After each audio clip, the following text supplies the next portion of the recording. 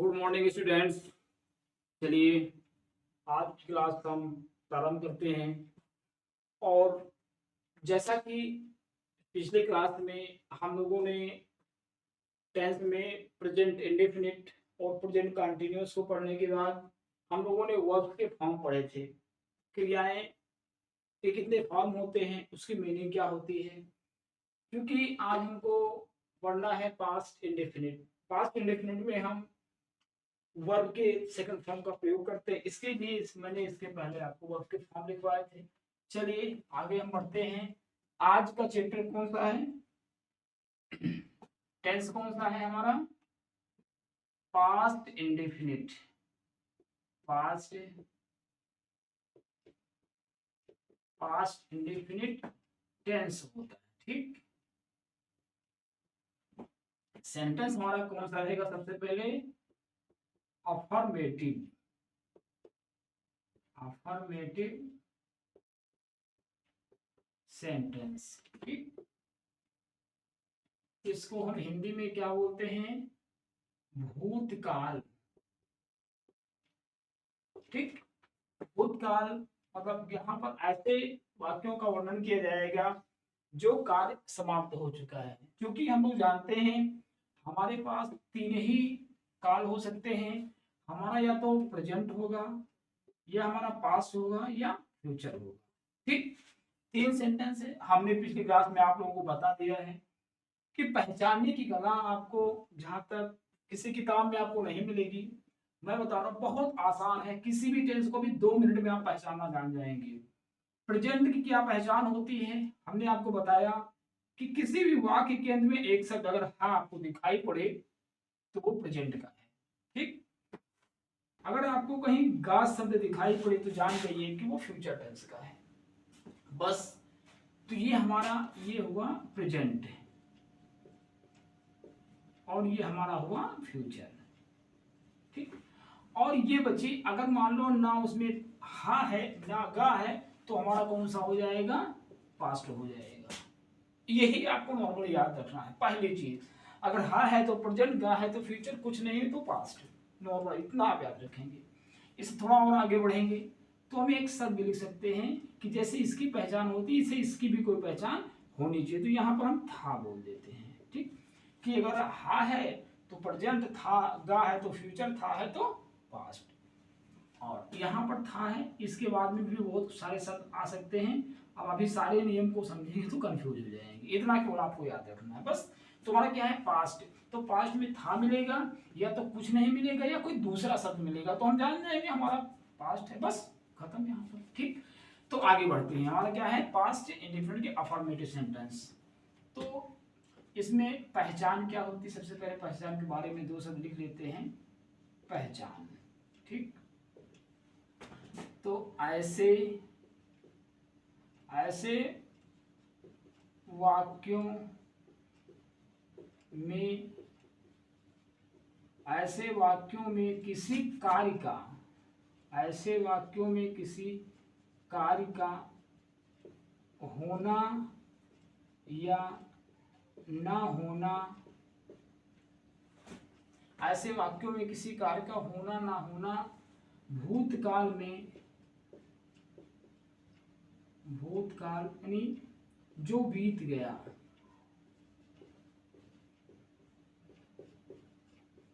जो बीत गया, किसी कार्य का होना ना होना भूतकाल में पाया जाता है।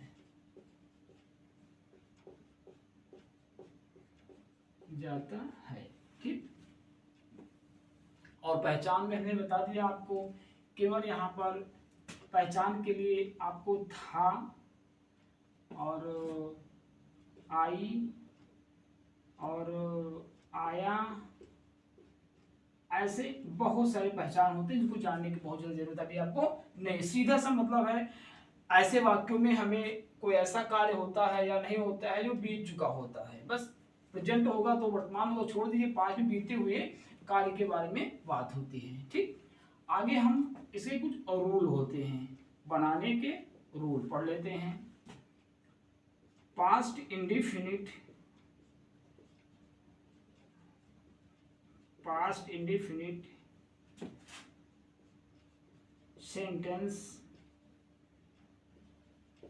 को अंग्रेजी में बदलने के लिए, जब अंग्रेजी अनुवाद के लिए, सीधा सा बोले, अंग्रेजी अनुवाद के लिए वर्ब के सेकेंड फॉर्म का प्रयोग किया जाता है। बहुत आसान सा है, सेकेंड फॉर्म का प्रयोग किया जाता है। हमारा स्ट्रक्चर कैसे होगा, स्ट्रक्चर इसलिए जान लेना जरूरी है कि किसके बाद क्या लिखा जाएगा। इसमें सबसे पहले क्या लिखेंगे, सब्जेक्ट, ठीक। सब्जेक्ट के बाद क्या लिखेंगे, वर्ब का सेकंड फॉर्म प्लस ऑब्जेक्ट। बस इतने से हमारे फॉर्मूले हैं। पास्ट इंडेफिनिट में हम एक एग्जांपल लेकर के आगे बढ़ते हैं, ठीक। जैसे करीम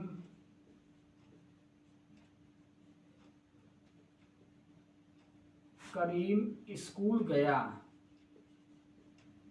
स्कूल, ऐसे वाक्य लिखे रहेंगे। अब सबसे पहले हमने आपको पहचान को मैच कराना, पहचान में बताया था कि अगर हा और गा नहीं है तो पास्ट में पहचान लिया, और इंडेफिनिट है तो इस करीम स्कूल गया, तो सबसे पहले कौन स्कूल गया, करीम। तो करीम माने क्या हो गया, सब्जेक्ट हो गया। जाने की अंग्रेजी क्या हुई, वर्ब हमारी क्या हुई, गो। तो गो का सेकंड फॉर्म क्या होगा, बेंट। तो बस राम बेंट स्कूल, क्या बोले ट्रांसलेशन, राम बेंट स्कूल। बहुत आसान से सेंटेंस है, ऐसे बना रहेगा। दूसरा बात की कोई, और दूसरी बात यहाँ पर सिंगुलर प्लूरल की कोई इसमें नहीं, चाहे सिंगुलर हो या प्लूरल हो, वो आपका सेकंड फॉर्म होगा, ताकि बच्चे कंफ्यूज हो जाएंगे। सिंगुलर होगा तो क्या होगा, प्लूरल तो होगा। वो नियम वहीं पर खत्म हो गए पास्ट प्रेजेंट इंडेफिनिट के, ठीक। आगे बढ़ते हैं।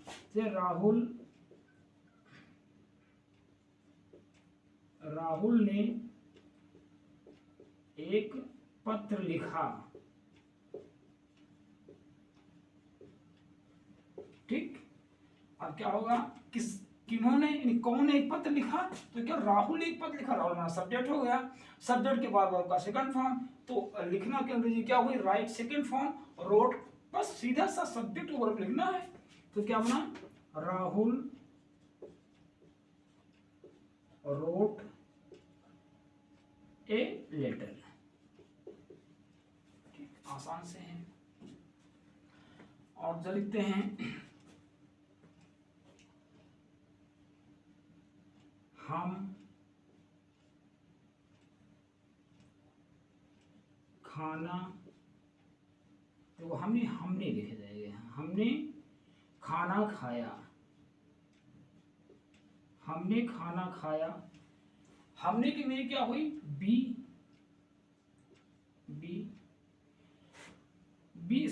ईट का सेकेंड फॉर्म एट होगा, एट फूड।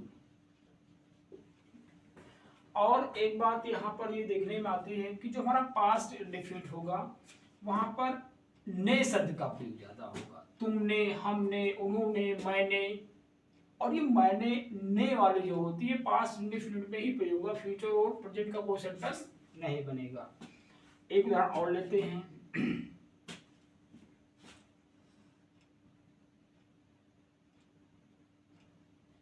अध्यापक ने बच्चों को इनाम दिया, ठीक। तो किसने, यहाँ कौन सा, किसने से प्रश्न, किसने बच्चों को इनाम दिया, तो अध्यापक ने। तो जहां सब्जेक्ट हमारा टीचर हो गया, और इनाम देना की अंग्रेजी वर्ब हो गई, रिवार्ड। रिवार्ड का सेकंड फॉर्म रिवार्डेड होगा।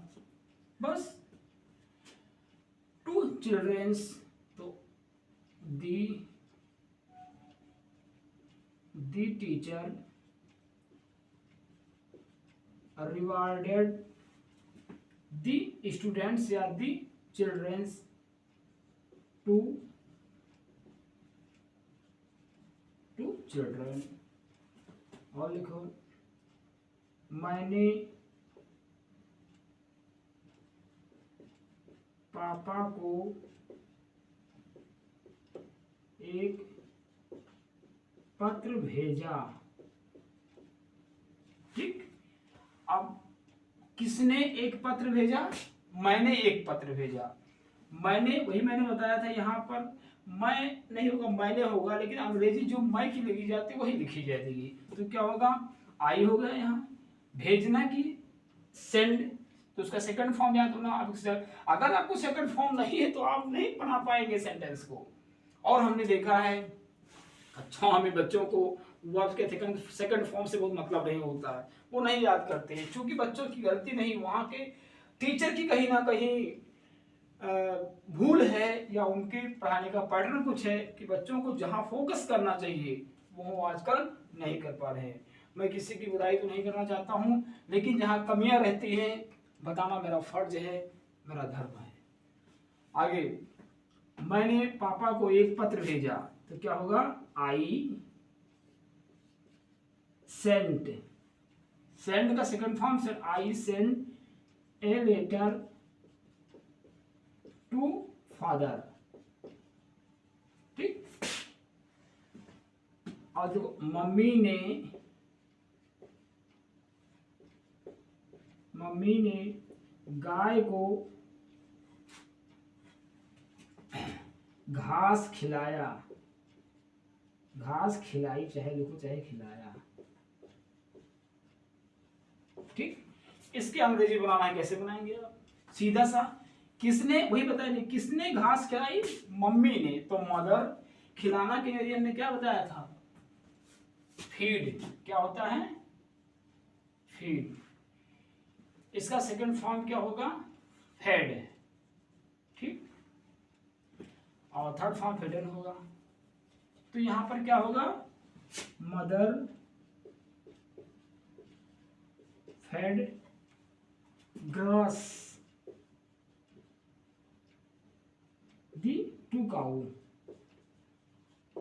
ठीक, तो उम्मीद करते हैं जो भी इसमें नियम बताए गए, तरीके बताए गए, बहुत आसानी से आप इसको सीख गए होंगे। कहीं कोई दिक्कत अगर हो तो हमारे कमेंट बॉक्स में आप लिख करके आप पूछ सकते हैं। जो बच्चे कमेंट करेंगे तो उनको जवाब जरूर मिलेगा। बहुत आसान है, क्योंकि हमने देखा किताबों में भारी भरकम तरीके से, दूसरे तरीके से बताया, इस बच्चे कंफ्यूज हो जाते हैं, कैसे टेंस है, कौन सा वर्ब है, क्या है फलाने का। इसलिए बहुत सिंपल वे में आप धीरे धीरे इसको सीख जाएंगे। लेकिन हाँ, बच्चों को हमारी यही सजेशन है कि जो यहाँ चीज पढ़ाई जाए उसको बाकायदा कॉपी बनाएं, उसको नोट करें, और सुबह शाम को रिवीजन करें। उसके बाद जब मनन करें कि यहाँ आखिर नियम लिखा है तो इसका मतलब क्या है, और अपने मन से कम 5 सेंटेंस डेली बनाने की कोशिश करिए। हमने तो उदाहरण दे दिया, न जाने कितने वर्ब है, न जाने कितने सब्जेक्ट है, आप भांति भांति प्रकार के आप बनाइए। और वहाँ दिक्कत होती है तो आप हमारे कमेंट बॉक्स में लिख करके हमको पूछ सकते हैं। हमारे दिए गए चैनल पर नंबर है, उस नंबर पर आप फोन कर सकते हैं, आपको कोऑपरेट किया जाएगा। तो यही हमारा फर्ज है कि बच्चे ज्यादा से ज्यादा सीखें। कुछ 2-1 सेंटेंस को लेकर के हम और उदाहरण को क्लियर करते हैं। ठीक,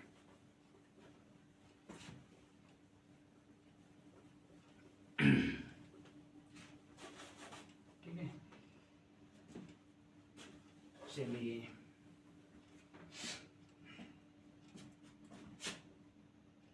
देखो, शिकारी ने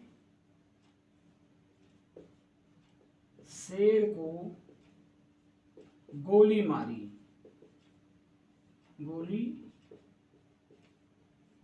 ठीक, अब इसका अंग्रेजी बनाना है आपको। तो किसने गोली मारी? शिकारी ने। तो दी हंटर हो गया। गोली मारना के हमने कहा शूट बोला था, शूट का सेकंड फॉर्म शॉट होता है। तो बस शॉर्ट हो जाएगा दी लायन।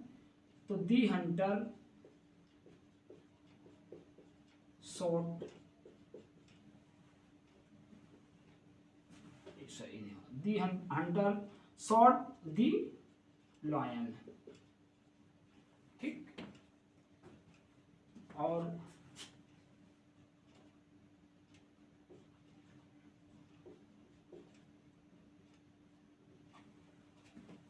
लक्ष्मी ने कल एक फल काटा। ठीक, तो क्या होगा, किसने एक फल काटा, लक्ष्मी ने एक फल काटा, तो क्या होगा, लक्ष्मी कट, काटना के लिए कट, और कट का तीनों फॉर्म लिखे होता है।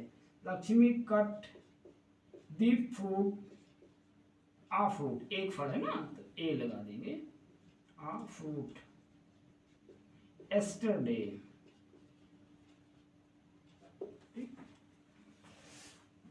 आगे कुछ और वाक्य लेते हैं।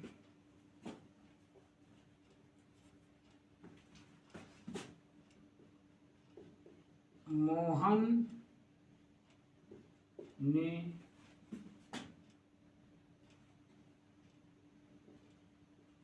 कल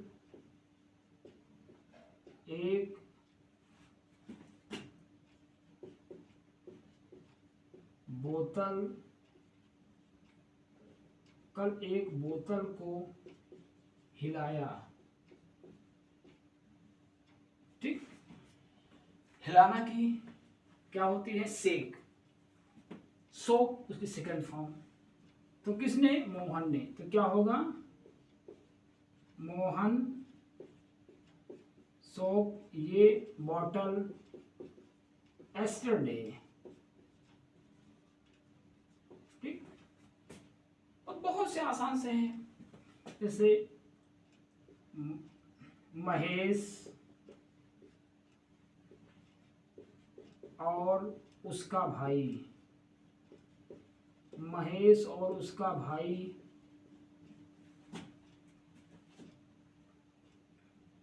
महेश और उसके भाई ने, ऐसा नहीं, महेश और उसके भाई ने एक पतंग उड़ाई।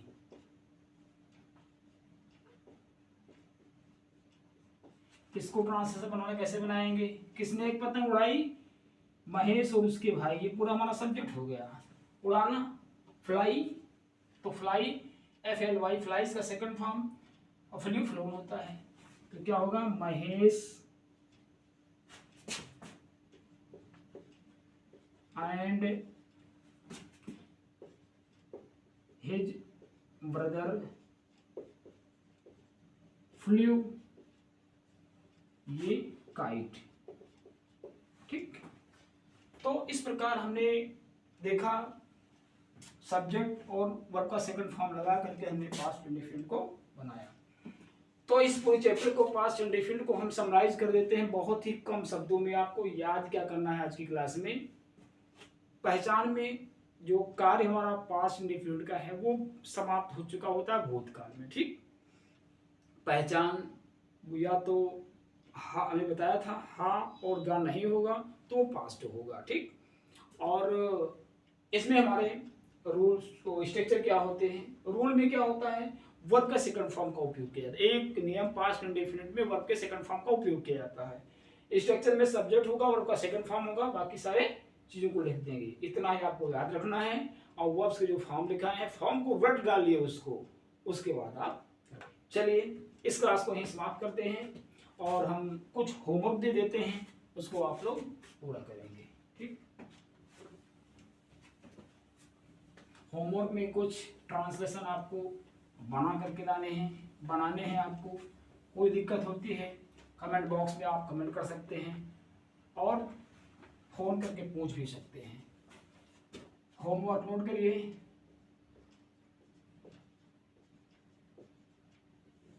पहला सेंटेंस है,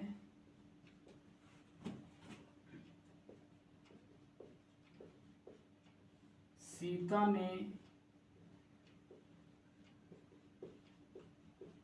अपना घर साफ किया।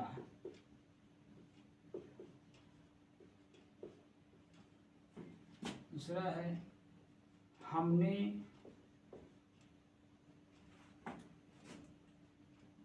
एक शेर को गोली मारा। ठीक, हमने एक शेर को गोली मारा।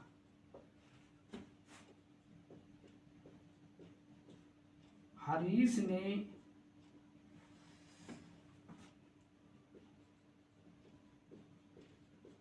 कुर्सी तोड़ दिया। हरीश ने कुर्सी तोड़ दिया। ठीक,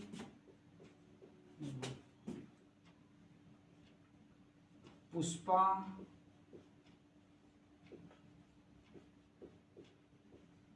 और अंजलि, पुष्पा और अंजलि कल मेले में गए। मेले में गए। अच्छा,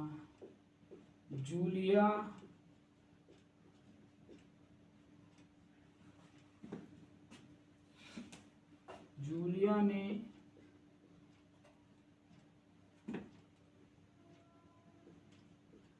कल पानी पिया।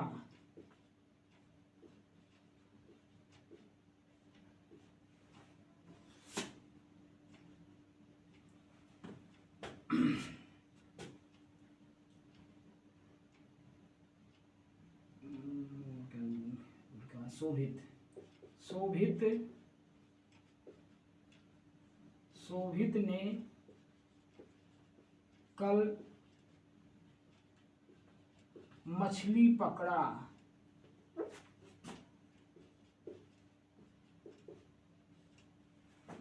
और सतवां लिखोगे चंद्रेश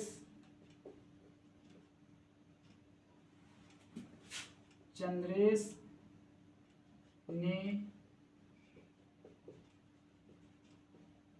स्कूल में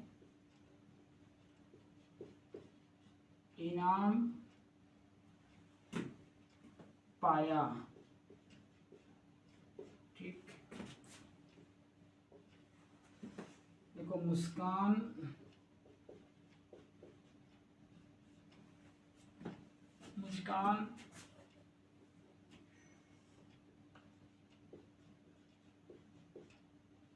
अपना कविता मुस्कान ने अपना कविता याद कर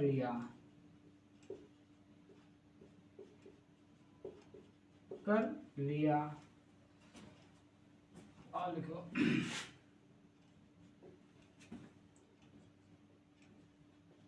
हवा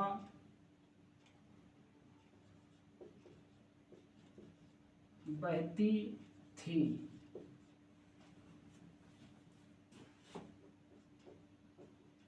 चोर ने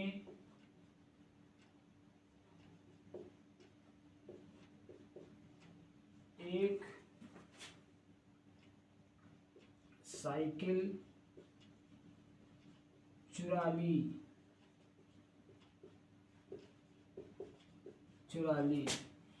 ये 10 सेंटेंस हुए। ठीक, तो ये हमारे पास्ट इंडेफिनिट के कुछ वाक्य हैं, बहुत से आसान हैं और आप इसे कोशिश करके बनाइएगा और बना करके जरूर हमको सूचित करिएगा। अगर कोई समस्या होती है तो आप पूछ सकते हैं।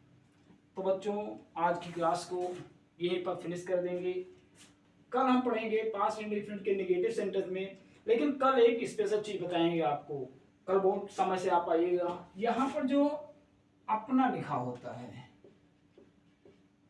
इसमें बच्चे बहुत कंफ्यूज हो जाते हैं। सब्जेक्ट आई है तो अपना के लिए क्या लिखेंगे? हिज। और सी है तो हिज। वो हिज ही क्यों जानते हैं? ये अगर जानेंगे माई कहीं देख लिए तो चाहे बी लिखा होगा तो भी माई लिखेंगे, और अगर दे भी लिखा होगा तो माई लगाएंगे। ये कंफ्यूजन होती है। इंग्लिश में एक रूल होता है, प्रोनाउन की पोजीशन के इसको लगाया जाता है, लेकिन अभी छोटे बच्चे उनको पोजीशन के बारे में हम बता करके उनको कंफ्यूज नहीं करना चाहते, लेकिन यहाँ पर कुछ जो जरूरी चीजें होंगी धीरे धीरे हम इम्प्लीमेंट करते जाएंगे और आप सीखते जाएंगे, एक साथ आपको बताया जाएगा, तब कंफ्यूज हो जाएंगे। इसीलिए मैं कहता हूँ शुरू के बच्चों को पार्ट्स ऑफ स्पीच जानने की बहुत ज्यादा जरूरत नहीं, अगर जान गए तो अति उत्तम है, मैं उसकी कंडेम नहीं करता हूँ, लेकिन जहां तक मेरे अंडरस्टैंडिंग के अनुसार बेसिक लेवल पर बच्चों को सब्जेक्ट वर्ब ऑब्जेक्ट के बारे में नॉर्मल जानकारी हो, जिससे वो बातों को समझ सके और एक्सप्रेस कर सके। तो कल की रेट क्लास हमारी बहुत महत्वपूर्ण होने वाली है। उस क्लास में हम आपको जो पोजीशन केस होता है प्रोनाउन के, अपना की अंग्रेजी क्या होती है, इसको हम बताएंगे। चलिए आज की क्लास को यहीं पर फिनिश करते हैं।